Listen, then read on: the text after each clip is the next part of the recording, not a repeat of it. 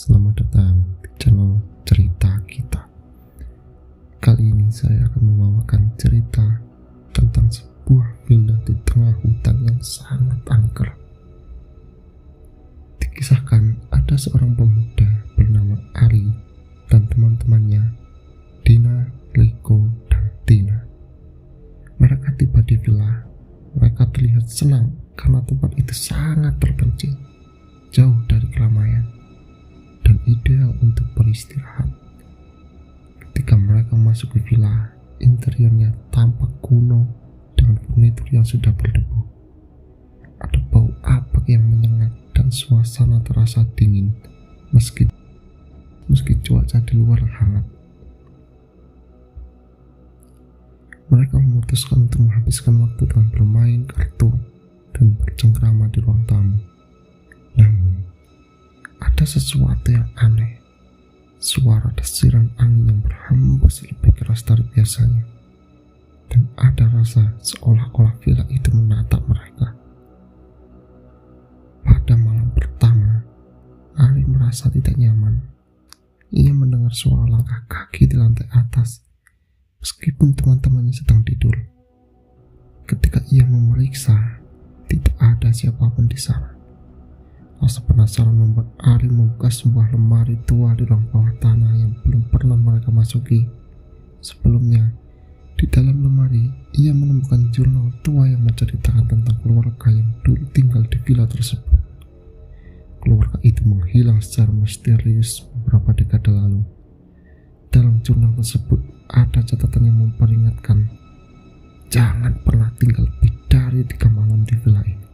Jika sudah mencapai malam ketiga, Anda tidak akan pernah bisa meninggalkan tempat ini. Ketegangan mulai meningkat saat malam kedua.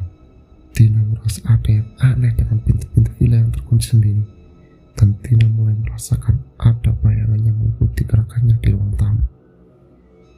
Kamera menunjukkan Tina yang melihat sosok bayangan gelap melintas di balik jendela. Dia mencoba berteriak, tetapi suaranya terbungkam. Ari dan Riko berusaha menenangkan Tina, tetapi mereka mulai merasakan ketegangan yang sama. Pada saat itulah, suara langkah kaki terdengar lagi. Kali ini semakin dekat dan berat, mengikuti setiap langkah mereka. Mereka mulai berpikir ada sesuatu yang lebih besar dari sekadar angin atau suara-suara biasa di villa ini. Ketika malam ketiga tiba, rasa takut mulai menguasai mereka. Ari dan teman-temannya mulai merasakan kehadiran yang tidak terlihat. Sesuatu yang mengikuti mereka di setiap sudut villa. Mereka tidak bisa tidur dan hanya duduk bersama di ruang tamu, berpikir untuk pergi, tapi tidak bisa menemukan cara untuk keluar. Riko yang nekat memutuskan untuk mencari jalan keluar melalui pintu belakang, namun ia tidak berhasil. Saat ia kembali ke ruang tamu, ia melihat wajah teman-temannya berubah. Tina berdiri diam dengan mata kosong seolah tidak mengenali Ari. Tiba-tiba, villa itu menjadi gelap gulita dan suara tawa aneh terdengar dari langit-langit. Ketika lampu menyala kembali, Ari menemukan dirinya sendirian di ruang tamu, dikelilingi oleh benda-benda yang bergerak sendiri. Kursi yang bergerak, buku-buku yang terjatuh, dan suara bisikan yang semakin keras. Ari yang panik berlari keluar villa. Namun, setiap kali dia mencoba untuk keluar dari gerbang villa, dia selalu kembali ke tempat yang sama. Seolah-olah jalan menuju keluar itu terputus dan villa itu mengurungnya. Dalam keputusasaannya, Ari akhirnya menemukan sebuah cermin besar di salah satu kamar. Cermin itu memantulkan gambar yang mengerikan. Dirinya yang sudah berubah dengan wajah pucat dan mata kosong. Dia menyadari bahwa dia telah terperangkap dalam dunia lain, di mana dia menjadi bagian dari villa itu. Saat Ari menoleh ke belakang, dia melihat sosok wanita dengan wajah yang penuh luka dan mata yang kosong. Sosok itu mendekat dan berkata dengan suara seram, "Kamu tidak bisa pergi. Kamu sekarang adalah bagian dari kami."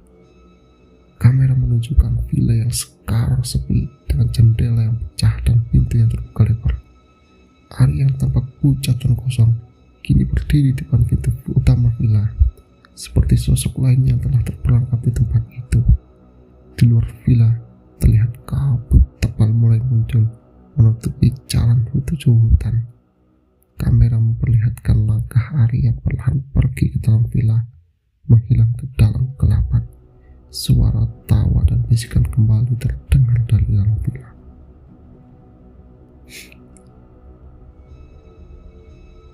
Kamera menarik mundur dan memperlihatkan villa yang terletak di tengah hutan yang lebat. Semakin jauh, semakin gelap suasana dengan suara bisikan dari kayu yang terdengar di dalam.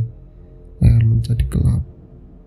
Dan itulah akhir dari kisah Villa Angker di Tengah